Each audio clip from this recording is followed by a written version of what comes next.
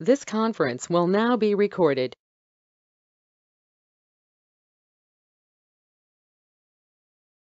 Jim, can you hear me? Yeah, I got you loud and clear, baby. Right.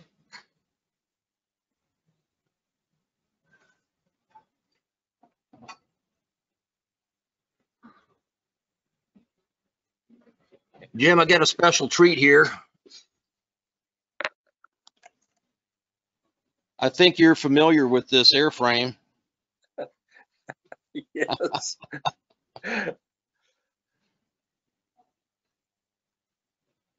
Right behind my wife who's filming this is Walter. Walter is a docent here. He's another former Army aviator.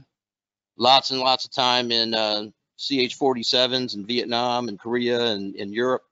And he's been doing a great job walking us around the museum and showing us everything.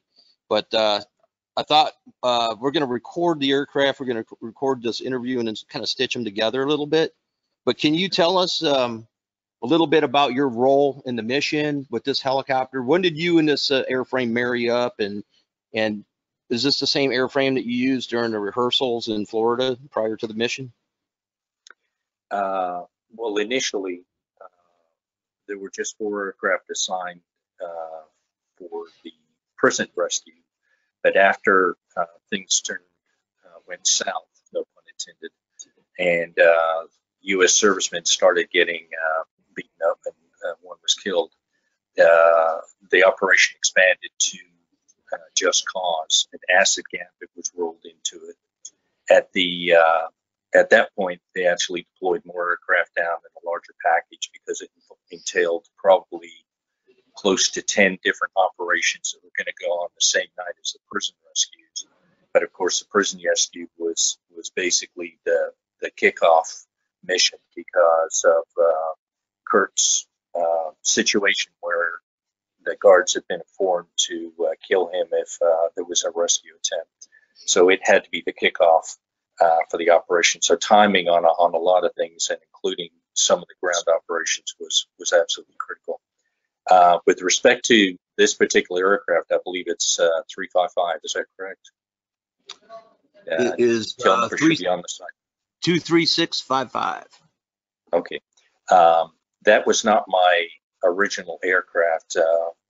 We had done a number of rehearsals in country, part of which was to rehearse with the ground force because we didn't know exactly when the missions were going to take place. But it was also to provide a noise signature. We wanted to get people used to hearing single or multiple aircraft going out at different times during the day and also at night. On one of the rehearsals, the rehearsal site was actually I believe, an elementary school there at Howard Air Force Base, and it was a great simulated target because it had a flat roof and it was multi-story. We had done some previous operations, and one of which went all the way up to Fort Sherman on the other side of the canal. And we found a teeny tiny little LZ to insert the folks in and extract them from. And this was prior to GPS. If you worked in jungle terrain, you know, it's very difficult to navigate on the ground and in the air also. But anyway, we found it, and I got into what is known as the flight lead afterglow because I was the mission lead for the actual operation, but also for all of the rehearsals. And as we're heading to refuel after the rehearsal, I could tell there was something wrong with my co-pilot, Don Fox, a fantastic guy, fantastic pilot, but he just wasn't talking. So I asked him what was wrong, and he said, you know, you tell me to breathe in, you tell me to breathe out, you tell me to speed up, you tell me to slow down, you're just talking too much. I said, well, Don, I'm going to change the way I do business.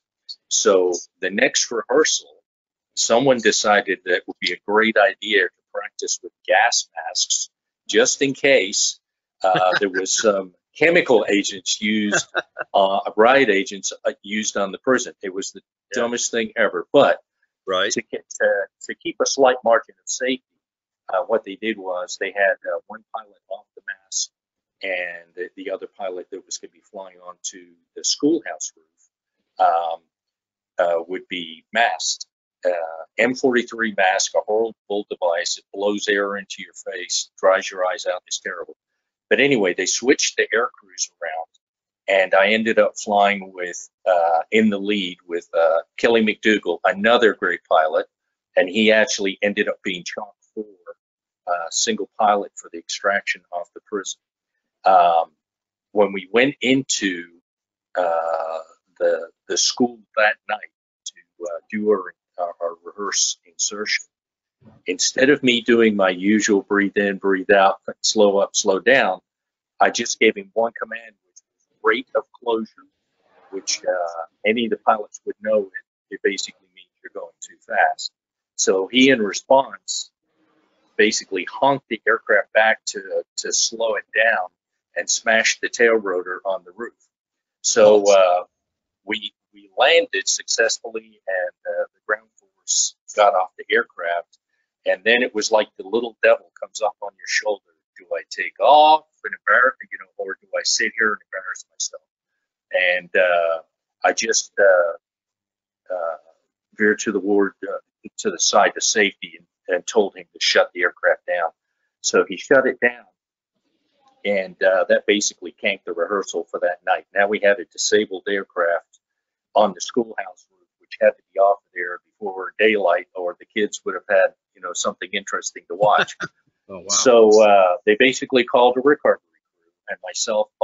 One interesting thing was, as the aircraft was shutting down, one of the guys from the ground force came by and said, "Hey, do you know your tail rotor's not turning?" So that's a clue. that made it a good call to shut down. Wow, but because we would have simply spun off the roof. But we shut the aircraft down, and then we waited for our recovery crew to come pull the blades, and we were going to sling them back to Howard. And myself and Kelly were, up on the roof basically by ourselves. And that's when he shared that he actually couldn't see through the gas mask. It was completely fogged up. He failed to tell me that. Otherwise, I could have just taken the controls and landed the aircraft, no problem. But there was a magazine that the Army used to publish called Flight Facts, and in the back page of that, there would be about a 4 or 5 line little snippet on major accidents that occurred in the Army since the last publication. And 9 out of 10 times, if they put the result on there, they would say it was instructor pilot late with corrective action. So Kelly is sitting on the pod. It's nice and quiet. No one's really around, and he's sitting on the pod where the ground force sits for the insertion, and he's swinging his legs back and forth. He says, "Jim, you know what they're going to say this is? IP late with corrective action." At that point, I literally tried to choke the life out of him. I was choking him to death on that roof, and 2 guys came up to get the aircraft ready for extraction. So I ceased what I was doing, or I knew I'd end up in Leavenworth. But that was the rehearsal, which took away my primary aircraft, and I ended up with the one that you see behind you. Gotcha. You broke that one too. Yeah. I've broken more than one. So, at what point in the mission planning did you guys knock the other pilot out of the front? Well, we had trained right from the beginning when the 160 started off. I'm one of the original guys that started in 1980. As a matter of fact, I was on the honeymoon when we got called up to start the training. But we knew pretty much from the beginning that we had to do this single pilot, because the original aircraft we had were the old V-tail Vietnam era 086s, and they simply did not have the power to lift a lot of ground force members for the mission we were training up for, which was Desert 2, basically to go back and rescue the hostages in Iran. So we started training single pilot night vision goggles, which was totally contrary to the Army's doctrine. But when there's 3 levels of qualification in the 160th, and when you finish your basic mission qualification, you're trained to standard, but you actually have to fly your route single pilot. You have I can't recall the distance, but there's a minimum distance, and you have to hit your target plus or minus 30 seconds. So it was not unusual for us to fly single pilot night vision goggles, but when the opportunity would allow us to, we tried to fly at least dual pilot in the lead aircraft because, you know, trying to navigate, it's much easier to kind of follow the guy in front of you and double check where he's going than it is to actually keep your navigation so precise that you hit your target within 30 seconds. So right off the get-go, the ground force told us, you know, how much they needed to carry, how many folks. So the decision was made that the 4 aircraft, up to 4 aircraft, would be landing 2 at a time. So we ended up with 2 sections, and the lead for each section, which I was in the lead one, that they would be dual pilot. The second aircraft and the 4th aircraft would be single pilot, and then they could take 1 additional assaulter. So that's how the decision was made. But it was a standard that we had been flying for many, many years. It took the Army a long time to give us approval to actually do that. Wow, that's pretty wild. So I've got a ton of questions for you, and I don't want to keep you on too long for this. I want to tease this out, and we'll keep this a little bit shorter. And we're taking a lot of video of the aircraft right now to dub in here to make a good video. But I'm dying to ask you this. I can't wait for this. So the way I kind of heard what happened is you guys lifted off, you guys got struck with some fire and ended up on the street. And then did you kind of race that thing down the street like a car to get off the X and get some ground effect, or how did that play out? Well, first of all, there's probably still a lot of rumors out about exactly what happened. And in the 15 years I was with the 160th, this and maybe 2 other missions we did not debrief. Every other single training or operational mission we debriefed. But because of the ongoing operations and because of the folks that had been wounded, we just simply didn't debrief it that night. What happened the night of the operation was we did the insertion, no problem at all. I can tell you later about a hold point that I selected we actually landed on. And the reasons for that, because we had a potential conflict, mid-air conflict with the MH-6s that were still providing support. But when we were called back in, Chalk 1 and Chalk 2 landed, loaded up our guys, and we took off.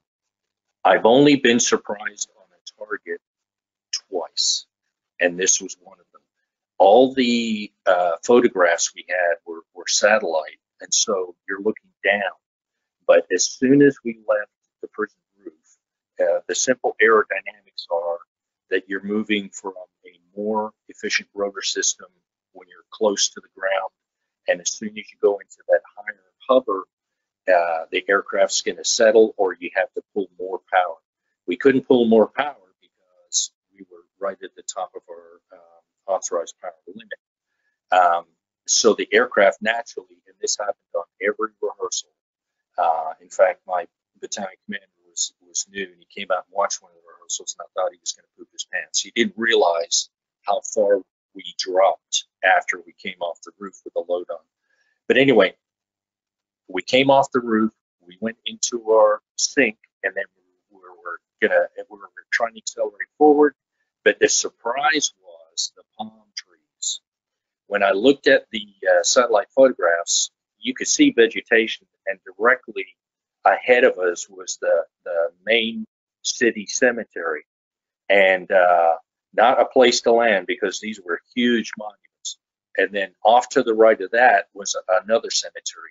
But I knew immediately, as soon as we took off, that, and there's a lot of stuff being processed very, very quickly when you do that, that we were not going to make it over those palm trees. So I was just about to tell my co-pilot, we had no issues at that point, that he was going to have to turn to the right, we'd go around the trees, and then continue to accelerate. At the same time, I spotted what I thought was a wire. And in the satellite photos, it showed poles leading up to over halfway outside the prison, power poles. I don't know if they were telephone poles or what, you could tell from satellite photos, but then the wire just seemed to stop. Well, that's not normal. So at the same time that I'm looking at the palm trees, I'm looking at the cemetery, I see the wire flash. And what I did was I pulled power to get over that or make sure we cleared it. And when it did, the engine drooped. What happens is that an engine will produce, a turbine engine will produce so much power, but if you go above that, if you exceed the fuel flow that keeps it running, then what will happen is it starts to droop and you start losing power. So I'm kind of the one that started the problem. But the one thing that we had always been told with the engine that was in that aircraft, it's a C-30 engine. And we only used about 70% of the power on that. And we were always told that if you get in a bind, you've got more power. The rest of the drivetrain was limited by the limit that we established for our operations. It was 70 pounds of torque. We did not exceed that because then you had to do special inspections and all this other kind of stuff. It was our planning limit. But when I pulled the extra power and made a call to alert the rest of the flight about a wire on the exit route, the engine started drooping, and at that point, I didn't tell my co-pilot. He knew what was going on. I took the controls. I turned the aircraft to the right, and it was almost paralleling the length of the prison. The aircraft continued to descend because unless you can get the power all the way down and allow the fuel in the turbine engine to catch back up, if you bring the power back in, it's just continued to droop. It was something that I experienced many, many, many times when we had the older engine that was in the aircraft, because it would routinely droop on you if you got in a high weight, high power situation. But anyway, we continued down. We descended. We passed the palm trees that were on our left. There was another section of the cemetery that had a high wall around it, but did not have trees. The only thing available to us, the landing area, was there were 2 apartment blocks directly in front of us, and we knew they were occupied primarily by the PDF. They were given nice accommodations for them and their families, but there was an alleyway that basically cut between the 2 buildings. So that's what I aimed for. And we cleared the wall. We landed basically just inside this alleyway. And there were cars parked there, but there were fishbone parks. There wasn't really enough room for them to park, perpendicular. So as soon as I touched down, all the assaulters got off and went to the ninja stance. At least on my side, they got off and went to the ninja stance. And I'm screaming at them to get back on the aircraft. So you're like, get back on. I've got a plan. Trust me. Yeah, I got a plan. And because we had gone, and landed, I checked again to see if there was the engine was going to droop. When the aircraft started to raise up, and I had to be careful because there were washing lines and power lines above us, it drooped again. So I knew we were going to have to do a standard takeoff, which is a long running one and then a slow climb. So I looked at the end of the alley, which was quite long, and I said, well, there's only one way we're getting out of here. We'll just ground taxi. So we don't have wheels on the aircraft, so we're scraping the skids along this road. And we get to the end, and I could see before we got there was a thick black power line. And the danger there is, of course, you hit it with the rotor, or it goes below the rotor and you're stuck, or it gets stuck on the highest part of the aircraft, which are the 2 little winglets on the tail. You can probably see those. But I estimated, just looking at the wall, that I thought we could clear it. So we scooted up to the edge of the opening. There was a perpendicular road there, and we stuck the nose out. And I looked to the left, and it's clear. There's a long running road, and I looked to the right and almost pooped myself because there was a bus that they had basically used as a blocking position. The thing I was worried about was it was occupied and we didn't know. So anyway, it was like, well, we're stuck. So I taxied the aircraft some more, turned the tail 90 degrees, looked down the road, and I said, "What do you think, Don?" And he said, my co-pilot, and he said, "It looks clear to me." And we started to take off, and we got to, we were accelerating nicely, no obstacles in the way, and we got to about 30 feet, and we spun very hard, and we descended and hit the deck. And what I believe is that you only lose power, the controllability of the aircraft like that if you have a tail rotor problem. I'm certain to this day that we took a hit somewhere in the tail rotor because it actually spun so hard some of the guys were thrown off. And I believe one of them lost part of his foot because the aircraft landed on him, but they had left the aircraft before we got it down. Now, the one thing that really saved us was that, and that's probably a bad term, but when you have a loss of tail rotor problem like that, it's not unusual to land on your side. It's just part of centrifugal force and the controllability of the aircraft. Chances are, if you look at the aircraft from Gothic Serpent over in Somalia, guys that had the tail rotor issues, they basically landed sideways. But I had done, because of an instructor pilot, I had performed so many anti-torque landings and actually evaluated other pilots on their ability to do so. Obviously, it wasn't completely losing the tail rotor. It was just, okay, I'm going to stick the pedals. You can't turn them anymore. What are you going to do? But I think that's the reason we ended up landing upright. If we'd have landed sideways, we would have killed people. We would have for sure. So that's the real reason. But there's an interesting little fact that I can share just one more thing. I mentioned to you that we had always been told that if we needed that additional power, that 30 pounds of torque, it would be there. Well, it turns out, and this was confirmed later, that our maintenance company was a little bit concerned about some of their newer, inexperienced test pilots. And one of the things you do, if there's with certain maintenance that they do on aircraft engines, is what is called a topping check. And you basically take it out, fly it, and you pull power, the maximum power on it. Well, some of the more senior guys were worried that the junior guys might over torque the aircraft every time they're going to do this. So what they did was they actually restricted the fuel flow. So we did not have 100% torque. We only had 70% torque.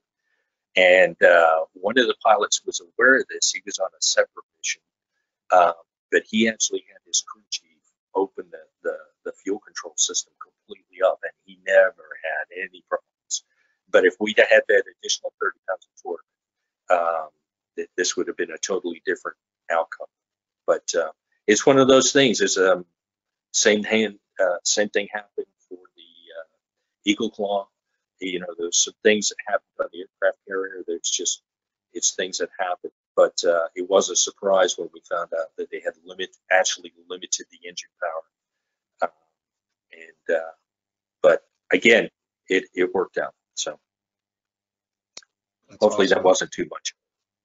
No, that's incredible. I have a lot more questions for you, but I think we're going to keep this framed just to the stuff we covered. One last question though. Have you ever come to the museum and seen the helicopter since your historic past with it? No, but it was recovered. I think it was, it might have been 7th ID, 7th Infantry Division.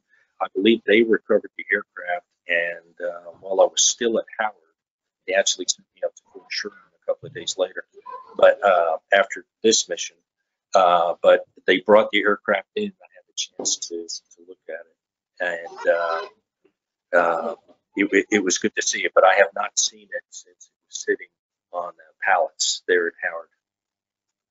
Well, I've just met Walter, one of the docents here, one of the very knowledgeable docents here. And I feel comfortable going out on a limb and saying that Walter would probably extend an opportunity for you to come reunite with this airframe anytime you want. Sure. There's plenty of room on here for a signature or something of the like.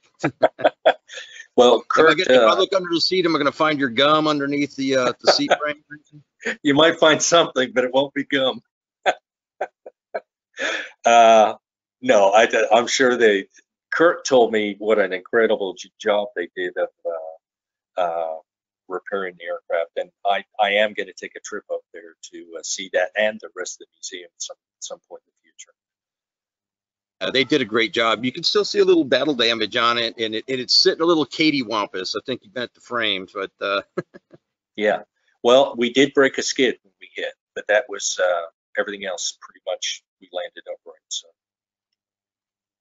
So man, hey, Looks good though. yeah, it does. It's a great display. It's a fascinating piece of American history. I love doing these Whiskey War stories because all these little pieces start kind of coming together, and it's interesting to marry up not just the hard artifacts, but the hard artifacts with the people that used them and fill in the gaps of the stuff. So fantastic. James, thanks for participating, man. I'm really looking forward to meeting you in person and to interviewing you some more. This is going to be a great time this April. Okay, looking forward to it. Thank you, Dave. And thanks to all the folks there who are taking care of my broken puppy. All Bye. right, buddy. Bye-bye.